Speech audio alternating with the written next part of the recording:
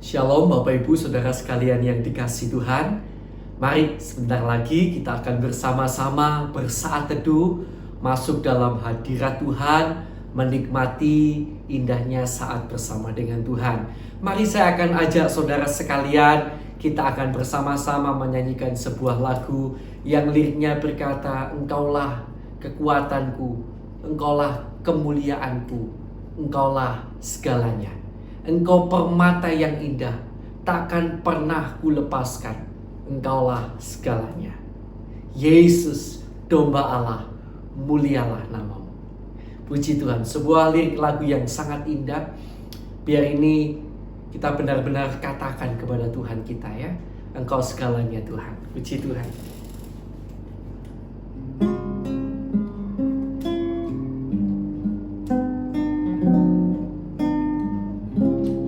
Engkaulah kekuatanku, Engkaulah kemuliaanku, Engkaulah segalanya.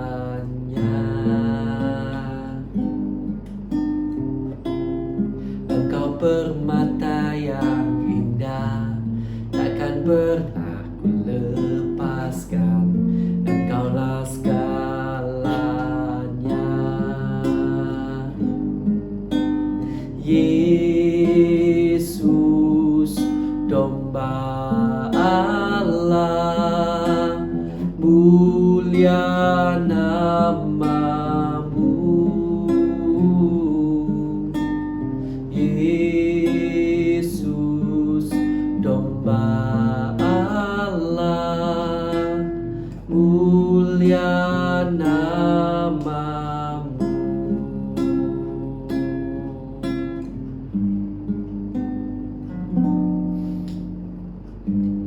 Engkaulah kekuatanku, Engkaulah kemuliaanku, Engkaulah segalanya.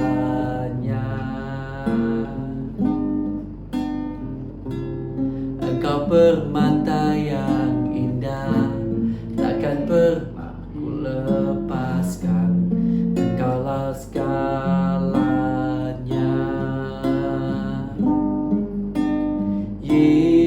Yesus, domba Allah, mulia namamu.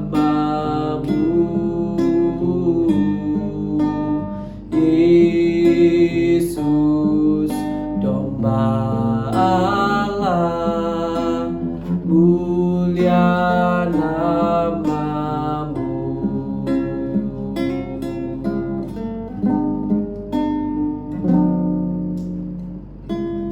Engkaulah kekuatanku, Engkaulah kemuliaanku, Engkaulah segalanya.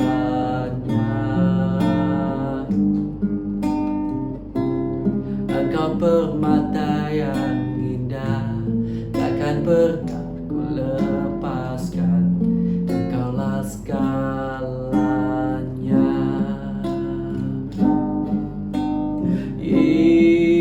Yesus, domba Allah, mulia namamu. Yesus, domba Allah, mulia namamu. Yesus, Yesus, domba Allah, mulia namamu.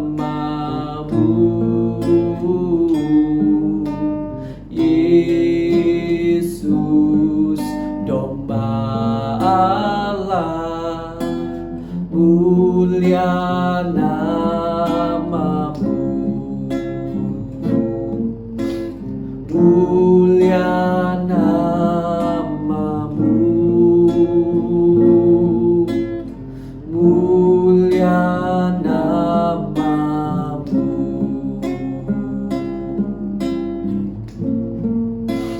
Haleluya. Haleluya.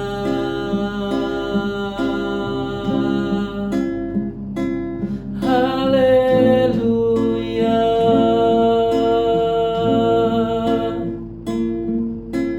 Oh, haleluya.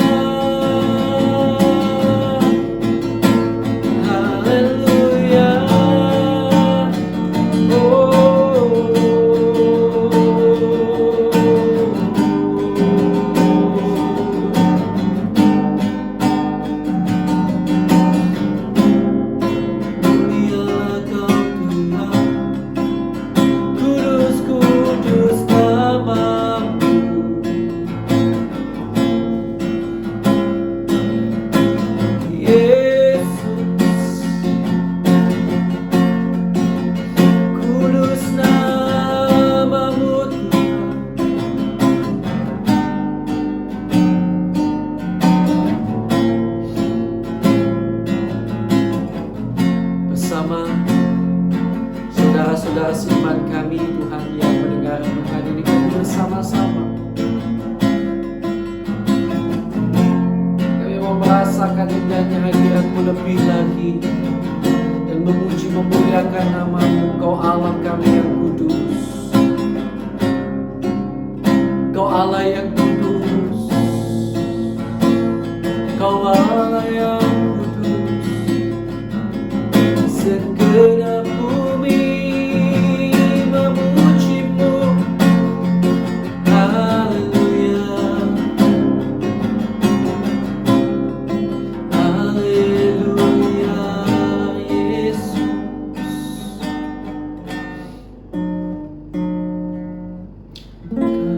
Kadosh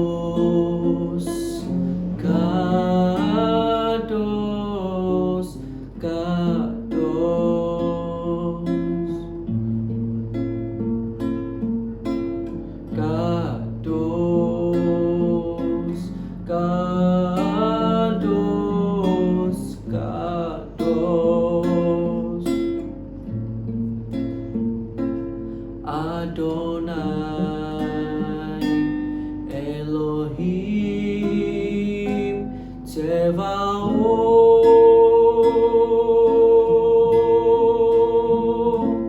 Adonai Elohim Tsevaot.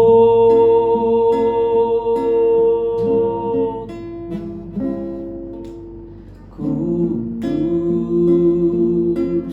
kudus, kudus,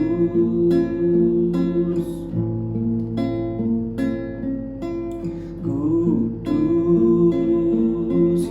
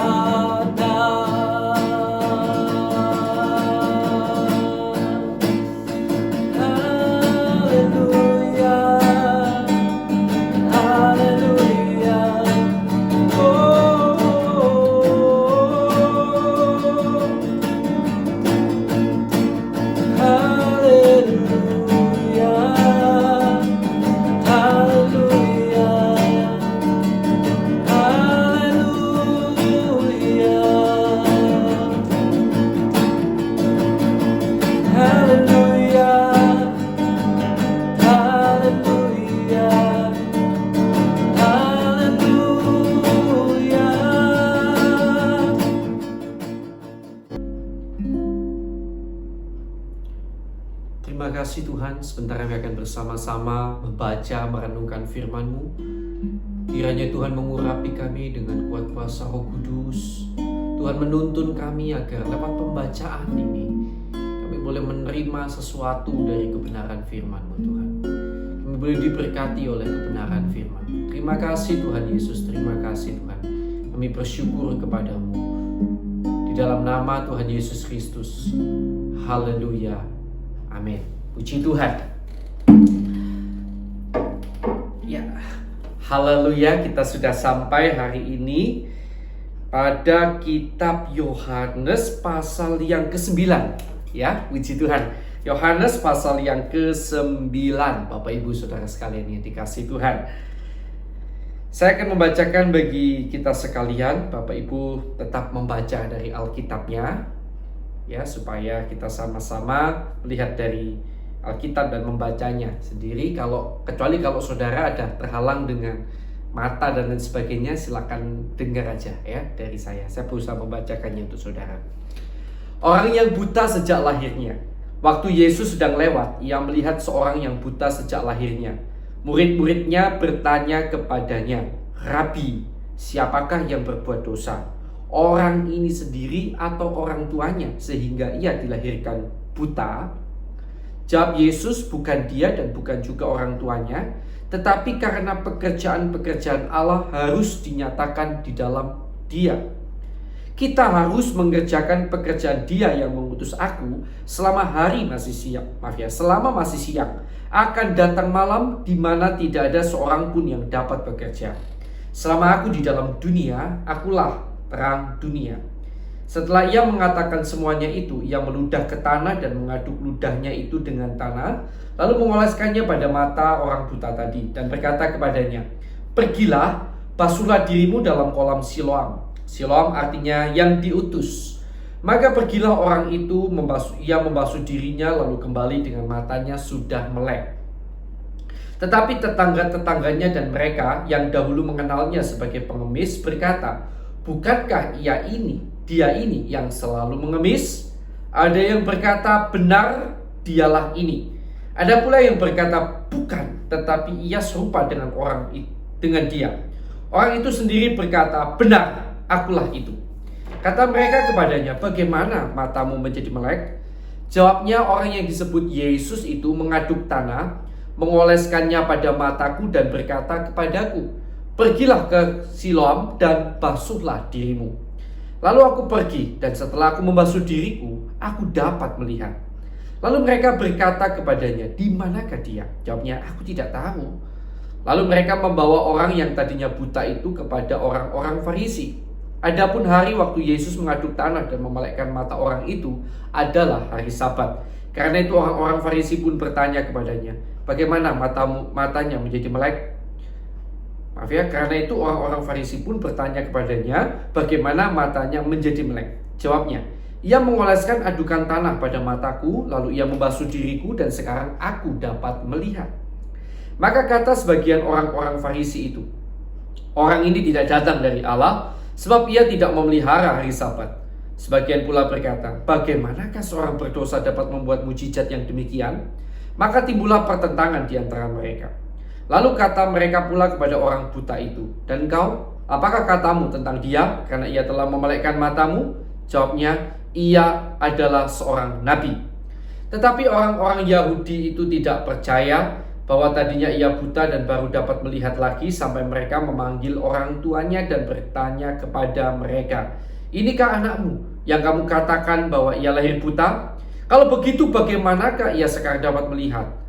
Jawab orang tua itu, "Yang kami tahu ialah bahwa dia ini anak kami dan bahwa ia lahir buta. Tetapi bagaimana ia sekarang dapat melihat, kami tidak tahu. Dan siapa yang memelekkan matanya, kami tidak tahu juga. Tanyakanlah kepadanya sendiri. Ia sudah dewasa, ia dapat berkata-kata untuk dirinya sendiri." Orang tuanya berkata demikian karena mereka takut kepada orang-orang Yahudi, sebab orang-orang Yahudi itu telah sepakat bahwa setiap orang yang mengaku dia sebagai Mesias akan dikucilkan. Itulah sebabnya maka orang tuanya berkata, "Ia telah dewasa, tanyakanlah kepadanya sendiri." Lalu mereka memanggil sekali lagi orang yang tadinya buta itu dan berkata kepadanya, Katakanlah kebenaran di hadapan Allah. Kami tahu bahwa orang itu orang berdosa. Jawabnya, apakah orang itu orang berdosa? Aku tidak tahu. Tetapi satu hal aku tahu, yaitu bahwa aku tadinya buta dan sekarang dapat melihat. Kata mereka kepadanya, apakah yang diperbuatnya kepadamu? Bagaimana ia memelekkan matamu? Jawabnya, telah kukatakan kepadamu dan kamu tidak mendengarkannya. Mengapa kamu tidak mendengarkannya lagi? Barangkali kamu mau menjadi muridnya juga? Sambil mengejek mereka berkata kepadanya, engkau murid orang itu, tetapi kami murid-murid Musa. Kami tahu bahwa Allah telah berfirman kepada Musa, tetapi tentang dia itu kami tidak tahu dari mana ia datang. Jawab orang itu kepada mereka, aneh juga bahwa kamu tidak tahu dari mana ia datang, sedangkan ia telah memelekkan mataku. Kita tahu bahwa Allah tidak mendengarkan orang-orang berdosa, melainkan orang-orang yang saleh dan yang melakukan kehendaknya. Dari dulu sampai sekarang tidak pernah terdengar bahwa ada orang yang memelekkan mata orang yang lahir buta. Jikalau orang itu tidak datang dari Allah, ia tidak dapat berbuat apa-apa. Jawab mereka, engkau ini lahir sama sekali dalam dosa, dan kau hendak mengajar kami? Lalu mereka mengusir dia keluar. Yesus mendengar bahwa ia telah diusir keluar oleh mereka. Kemudian ia bertemu dengan dia dan berkata, percayakah engkau kepada Anak Manusia? Jawabnya, siapakah dia Tuhan supaya aku percaya kepadanya? Kata Yesus kepadanya, engkau bukan saja melihat dia, tetapi dia yang sedang berkata-kata dengan engkau, dialah itu. Katanya, aku percaya Tuhan. Lalu ia sujud menyembahnya. Kata Yesus, aku datang ke dalam dunia untuk menghakimi, supaya barang siapa yang tidak melihat dapat melihat, dan supaya barang siapa yang dapat melihat menjadi buta. Kata-kata itu didengar oleh beberapa orang Farisi yang berada di situ, dan mereka berkata kepadanya, apakah itu berarti bahwa kami juga buta? Jawab Yesus kepada mereka, sekiranya kamu buta, kamu tidak berdosa. Tetapi karena kamu berkata, kami melihat, maka tetaplah dosamu. Puji Tuhan. Bapak, Ibu, Saudara yang dikasihi Tuhan, di dalam ayat yang pertama sampai ayat yang ketiga, kita akan membaca ulang ya. Waktu Yesus sedang lewat, ia melihat seorang yang buta sejak lahirnya. Murid-muridnya bertanya kepadanya, Rabi, siapakah yang berbuat dosa? Perhatikan, Rabi, siapakah yang berbuat dosa? Orang ini sendiri atau orang tuanya, sehingga ia dilahirkan buta. Jadi melihat orang yang buta sejak lahir, murid-murid bertanya, ini terjadi karena salahnya dia sendiri atau salah orang tuanya? Ya, jawab Yesus, bukan dia dan bukan juga orang tuanya, tetapi karena pekerjaan-pekerjaan Allah harus dinyatakan di dalam dia. Amin. Bapak Ibu yang dikasihi Tuhan, mengapa murid-murid punya pikiran untuk bertanya ketika mereka melihat orang yang lahir buta? Mereka punya pikiran sampai siapa yang berbuat dosa? Orang ini atau ibunya. Dan kita tahu juga tadi, pada waktu orang-orang Farisi mengusir orang yang buta yang kemudian melihat ini tadi ya, mereka berkata bahwa engkau ini lahir sama sekali dalam dosa. Kan begitu ya. Itu ada di dalam 34, ayat 34. Engkau ini lahir sama sekali dalam dosa. Ya, perhatikan ini di sini. Nah, jadi mengapa mereka bisa punya pikiran seperti itu? Karena pada waktu itu ada konsep berpikir tentunya bahwa setiap orang itu yang mengalami sakit, setiap orang yang mengalami sakit, mengalami masalah apapun, itu adalah karena dia berdosa terhadap Allah. Saya ulangi, orang yang mengalami sakit, mengalami masalah, itu adalah karena dia berdosa terhadap Allah. Dan sakit ataupun masalah yang dihadapi setimpal atau sebanding dengan dosa mereka. Paham ya? Ya, jadi sakitnya orang, masalah yang dialami seorang menjadi tolak ukur bagi mereka apakah orang itu dosanya banyak atau sedikit. Sehingga otomatis sebaliknya, ketika melihat orang yang hidupnya enak, mungkin mereka berkata, ya dosanya nggak ada kali orang itu ya. Begitu kira-kira. Nah, itulah konsep berpikir yang berkembang. Tidak heran pada zaman Ayub. Saudara masih ingat Ayub ya? Ketika sahabat-sahabatnya melihat Ayub menderita sebegitu demikian rupa, mereka tidak lagi berusaha menghibur Ayub, tapi berusaha mempertobatkan Ayub, padahal Ayub gak salah. Kalau memang dosa, penyakit, masalah yang kita hadapi seimbang, setimpal dengan dosa yang kita perbuat, maka dalam kasus Ayub itu, saya rasa dosanya Ayub gak seimbang dengan sakit yang dialami oleh Ayub. Ya. Kalaupun Ayub ada salah, ya, tentu ada banyak lagi orang yang lebih jahat dari Ayub, nggak mengalami itu seperti Ayub. Nah, inilah konsep berpikir yang ada pada waktu itu. Konsep berpikir yang penuh penghakiman, yang memandang, menilai sesuatu dari masalah atau dari penyakit yang dialami oleh seseorang.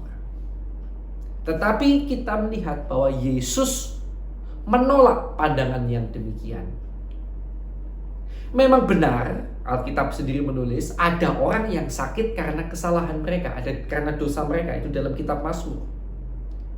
Tetapi tidak semua orang yang sakit dalam masalah itu karena dosa atau kesalahan mereka. Bisa dipahami sampai di sini ya, Bapak Ibu. Jadi tidak selalu, dan Yesus berkata, bukan. Jadi saudara, di sini apapun yang di dalam dunia ini itu tidak bisa menjadi tolak ukur seseorang diberkati atau seseorang tanda kutip dikutuk oleh Tuhan. Saya ulangi, segala sesuatu kejadian dalam dunia ini sebetulnya tidak bisa menjadi tolak ukur seseorang itu diberkati atau dikutuk oleh Tuhan atau dihukum oleh Tuhan. Tidak bisa. Paham sampai di sini ya? Tidak bisa. Mengapa? Karena segala sesuatu yang di dalam dunia ini, apapun itu, kesehatan, masalah, keuangan, kedudukan, semuanya itu fana di mata Tuhan. Dan bukan sesuatu yang penting. Saya ulangi, bukan sesuatu yang penting di mata Tuhan. Dan tidak menjadi fokus utama di mata Tuhan. Yang menjadi fokus utama di mata Tuhan adalah kehidupan rohani kita, kekekalan kita, karakter kita. Itulah fokus utama dari Tuhan. Dengan demikian, segala sesuatu yang dalam dunia ini, tadi saya ulangi, misalnya kesehatan, kedudukan, keuangan, apapun itu, masalah atau apapun itu, bisa Tuhan berikan dalam hidup kita atau ambil dari dalam hidup kita. Bisa diberikan atau diambil. Semuanya dengan satu tujuan utama, untuk kehidupan kerohanian kita, untuk kita, karakter kita diubahkan, untuk hidup kita semakin hari semakin berkenan di hadapan Tuhan. Apapun dalam dunia ini bisa diambil atau diberikan pada kita, selama itu di mata Tuhan akan berdampak positif bagi hidup rohani kita atau kekekalan kita di masa yang akan datang. Sehingga segala sesuatu yang ada dalam dunia ini, sekali lagi masalah, problem dan lain sebagainya, tidak bisa menjadi tolak ukur seseorang diberkati atau dihukum oleh Tuhan. Karena fokusnya Tuhan berbeda. Bisa jadi orang yang diberkati Tuhan, orang yang diberkati Tuhan itu justru diberkati Tuhan dengan masalah. Karena lewat masalah itu membuat dia semakin dewasa dan kemudian menjadi dia semakin luar biasa. Atau mungkin seperti Rasul Paulus dikasih duri dalam daging, itu masalah berat kan? Ada penyakitnya gak sembuh, gak disembuhkan Tuhan. Kenapa? Ternyata itu adalah berkat terselubung yang menjaga Rasul Paulus dari dosa kesombongan dan sebagainya. Karena itu saudara yang dikasih Tuhan, lewat apa yang kita baca hari ini, marilah kita kembali menyadari bahwa apa yang ada dalam dunia ini, kesehatan, masalah, penyakit, kedudukan, kekayaan, semuanya itu bukan tolak ukur yang utama. Tapi seperti kata Yesus dalam ayat yang keempat, kita perhatikan, kita harus mengerjakan pekerjaan Dia yang mengutus aku selama masih siang. Yang pertama adalah bagaimana kita bekerja bagi Tuhan, mempermuliakan nama Tuhan, menyenangkan hati Tuhan. Ya, mulai sekarang berhentilah menghakimi. Kalau dulu saudara suka menilai orang seperti itu, stop. Karena bisa jadi seorang mengalami masalah bukan karena dosanya, bisa. Itu Alkitab tuliskan. Ya, kita tidak perlu repot dengan hidup orang lain. Mari kita mulai menghakimi diri kita sendiri dan mau memperbaiki diri kita, karakter kita, untuk lebih menyenangkan hati Tuhan, lebih baik lagi.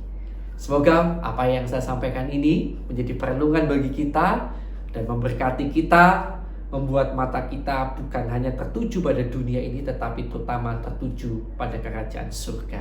Tuhan Yesus memberkati. Mari kita akan berdoa bersama-sama.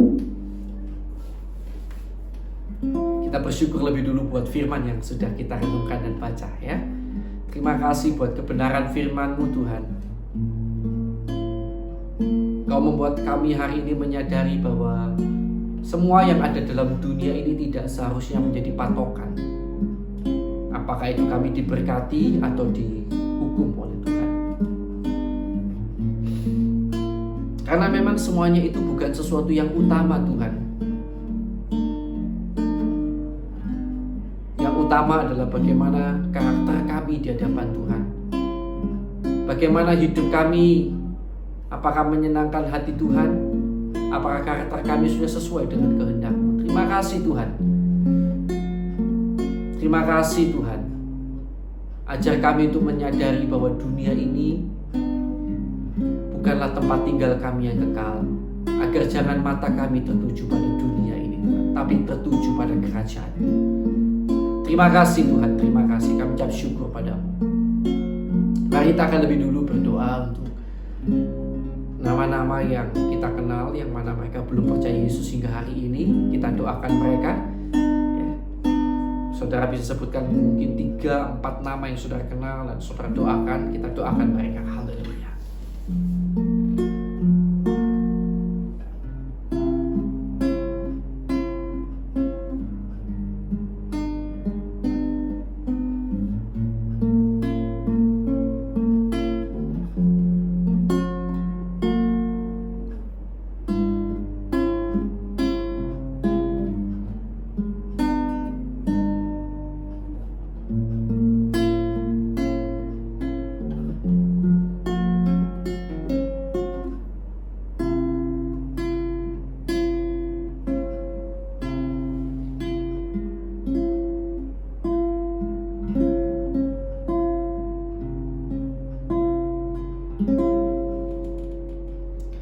Tuhan, terima kasih Tuhan. Yuk kita akan lanjut dalam doanya, ya.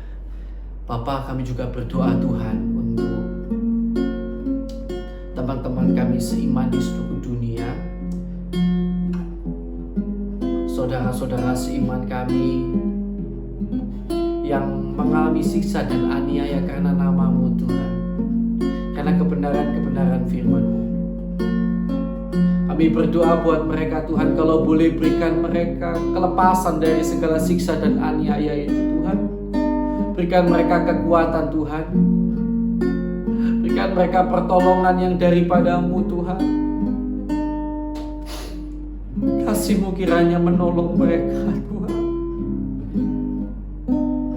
Kami juga berdoa untuk bangsa dan negara kami Indonesia yang dirundung berbagai masalah. Ampuni lebih dulu kesalahan kami, pendahulu bangsa kami, pemimpin bangsa kami, bahkan kami umat-Mu di Indonesia Tuhan. Kiranya Kau memberikan damai sejahtera-Mu atas Indonesia. Kiranya Tuhan mencurahkan hujan pertobatan atas Indonesia. Tuhan membuat banyak jiwa-jiwa berbalik kepada Tuhan di Indonesia. Di dalam nama Tuhan Yesus Kristus, tolong bangsa negara kami Tuhan, terutama keselamatan jiwa bangsa kami. Tolonglah agar penginjilan di mana-mana tempat ditopang kiranya dan ditolong sehingga mereka memenangkan banyak jiwa. Kami memenangkan banyak jiwa untuk kemuliaan nama-Mu Tuhan. Terima kasih Tuhan. Kami juga berdoa untuk hamba-Mu maupun semua orang yang disebut sebagai seorang hamba Tuhan, pendeta, gembala sidang, penginjil, gembala maupun guru. Kami berdoa juga buat setiap orang yang memiliki gelar teologi, gelar kependetaan dan lain-lain. Tuhan, kiranya Kau tolong kami dan keluarga kami. Berikan kami dan keluarga kami hati yang tulus, ikhlas di hadapan-Mu. Hati yang sungguh-sungguh melayani-Mu tanpa ada tendensi yang lain selain untuk menyenangkan hati-Mu, Tuhan. Kami berdoa dalam nama Yesus, kiranya Tuhan cukupkan segala yang kami perlukan. Bahkan Tuhan kiranya memperlengkapi kami dengan kemampuan-kemampuan yang lebih lagi, sehingga kami bisa lebih efektif, lebih baik, lebih luar biasa di dalam melayani-Mu, Tuhan. Kami juga berdoa di dalam nama Yesus untuk jemaat-jemaat yang kami gembalakan, kami layani. Tuhan, waktu hidup ini sangat sukar. Banyak anak-anak-Mu yang terjepit dalam ekonomi dan lain-lain. Kami berdoa kalau boleh kiranya Tuhan tolong mereka. Tuhan memberkati mereka kiranya dengan berkat rohani dan jasmani yang daripada Tuhan. Tuhan memberkati pekerjaan mereka, keluarga mereka, bahkan pelayanan mereka. Tuhan memberikan mereka pertumbuhan rohani yang baik. Tuhan tolong kiranya anak-anak-Mu di berbagai tempat. Waktu ini sangat sukar. Sekalipun kami tahu memang dunia ini memang fana, Tuhan. Kiranya Tuhan tolong agar selama kami hidup dalam dunia yang fana ini, kami tidak hancur di dalam kefanaan, tetapi kami dipakai Tuhan menjadi berkat. Haleluya, sepanjang umur hidup kami. Berkati umat-Mu, Tuhan, berkati umat. Terima kasih Tuhan dalam nama Yesus. Kami juga berdoa Tuhan untuk setiap saudara-saudari kami yang hari-hari ini dalam kondisi sakit. Di dalam nama Tuhan Yesus Kristus, kami berdoa untuk setiap orang yang sakit.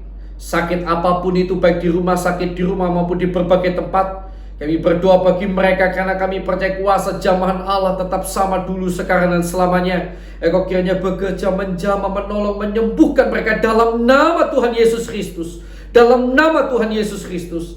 Dan setiap yang dalam masalah, kami juga doakan kalau masalah ini terjadi karena kesalahan kami, Tuhan kiranya tunjukkan letak kesalahan kami, dan kiranya Tuhan tolong agar kami mampu berbalik dan bertobat kepada Tuhan. Tuhan, dan kalau masalah ini terjadi karena Tuhan punya rencana, Tuhan kiranya kuatkan kami anak-anak-Mu. Tuhan kiranya tolong, kiranya Tuhan topang kami, sehingga kami boleh tampil sebagai pemenang, bahkan lebih daripada pemenang. Terima kasih Tuhan Yesus, terima kasih Tuhan. Kami bersyukur padamu, dan segala kuasa kegelapan, kuasa iblis yang mengikat anak-anak Tuhan sehingga terus berbuat dosa, kami ikat, kami patahkan, kami usir kau keluar di dalam nama Tuhan Yesus Kristus. Dalam nama Tuhan Yesus Kristus, kuasa darah Yesus menaungi kami semuanya. Terima kasih Tuhan, terima kasih. Kami mengucap syukur padamu. Mari Bapak Ibu Saudara sekalian, saya berikan kesempatan bagi kita untuk kita masing-masing berdoa untuk doa-doa pribadi kita, ya. Kita akan berdoa sama-sama.